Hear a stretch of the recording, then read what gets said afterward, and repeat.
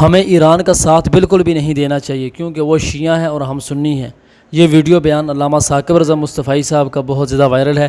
پہلے یہ بیان سنیں مکمل، اس کے بعد اس کے اوپر بات کرتے ہیں۔ وہ کسی نے کہا کہ ہم ایران کا ساتھ نہیں دے سکتے، وہ تو شیعہ ہیں، تو میں نے کہا کہ چلو آپ نیتن یاہو کا دے دو، وہ تو سنی ہے۔ آج سے تقریباً 1 صدی قبل اس امت پر بے یقینی کی کیفیت کو مسلط کیا گیا، اور ہمارے نفسیات کے ماہرین کہتے ہیں کہ یہ بچوں کے ساتھ بھی نہ کریں، کہ بچوں کو کہیں تم کچھ نہیں کر سکتے۔ جب آپ بچوں کو تانا دیتے ہیں تو وہ واقعی کچھ نہیں کر پاتے، تو اس لیے امت کو بے یقینی میں مبتلا کرنے کے لیے مغرب کی برتری کو ثابت کیا گیا۔ جگہ جگہ 2 نمبر دانشور بٹھا دیے، حتیٰ کہ ہماری عصری دانشگاہوں کے اندر فرنگی روحوں کے بے حس ڈھانچے مشرقیت کو گالی دینے لگے اور مغربیت کے قصیدے پڑھنے لگے، ان کی تہذیب اور تمدن کے گن گانے لگے اور اپنی تہذیب کو ڈیگریڈ کرنے لگے، اور دنیا کے سامنے یہ بات باور کی کہ یہ ناقابل تسخیر ہیں، ان کا مقابلہ نہیں ہو سکتا۔ یہ بے یقینی اس امت کو توڑ کے رکھ دیا۔ اقبال نے آج سے 100 سال قبل کہا تھا،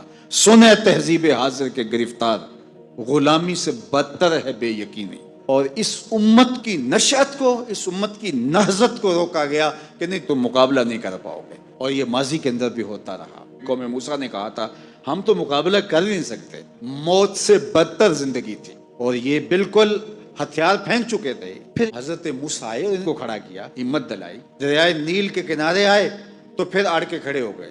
چونکہ 12 قبیلے تھے تو کہنے لگے کہ ہم ایک ہی راستے سے نہیں گزریں گے، دشمن پیچھے چڑھا ہوا ہے اور یہ قوم اڑ کے کھڑی ہوگی ہے دریائے نیل کے کنارے کہ نہیں ہم ایک سوراخ سے نہیں گزریں گے، ہمارے قبیلے الگ الگ ہیں، لہٰذا ہمارے لیے الگ الگ راستے بناؤ۔ قومیں جب نکبت میں رسوائی میں چلی جاتی ہیں تو یہی حال ہوتا ہے۔ وہ کسی نے کہا کہ ہم ایران کا ساتھ نہیں دے سکتے، وہ تو شیعہ ہیں، تو میں نے کہا کہ چلو آپ نیتن یاہو کا دے دو، وہ تو سنی ہے۔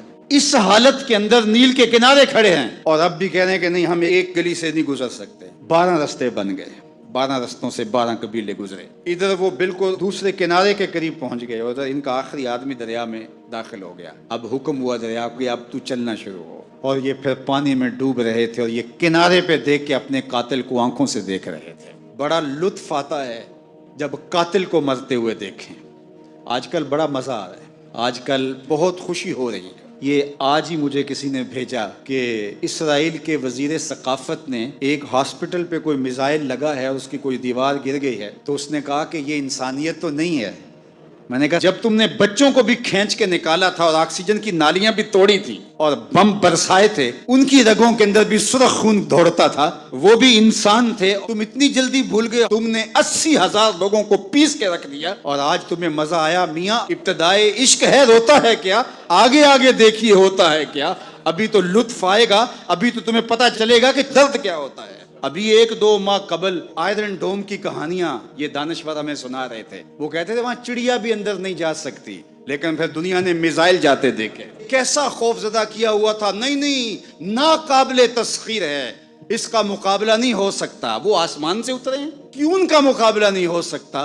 خدا چاہے تو ممولے سے شہباز کو لڑا دے، وہ تو ابابیلوں سے ہاتھی مروا دیتا ہے۔ تو اللہ جل شانہ کمزور نہیں ہوا، اس کی خفیہ تدبیریں ابھی ختم نہیں ہوئیں اور کبھی ختم نہیں ہوں گی۔ تم ایک چال چل رہے ہو اور وہ تمہیں چال میں پھنسا رہا ہے۔ میرے اللہ نے اس امت کے تنے نازک کے اندر زندگی کی لہریں پیدا کر دی ہیں اور ایک تموج پیدا ہو گیا ہے۔ اگرچہ آج بھی وہ فلسفہ، آج وہ دانشوری کا جعلی غلغلہ موجود ہے، آج بھی مایوسی کے نعرے لگائے جا رہے ہیں۔ 4 دن کی کہانی ہے، اس کے بعد آپ کو ایران کھنڈر بنا دکھائی دے گا، بن جائے کھنڈر۔ تو جی ناظرین، آپ نے ثاقب رضا مصطفی صاحب کا بیان سن لیا، تو کیا ہمیں ایران کا ساتھ دینا چاہیے یا نہیں؟ کمنٹ باکس کے اندر اپنی رائے کا اظہار ضرور کریں۔ ملتے ہیں مختصر سی بریک کے بعد۔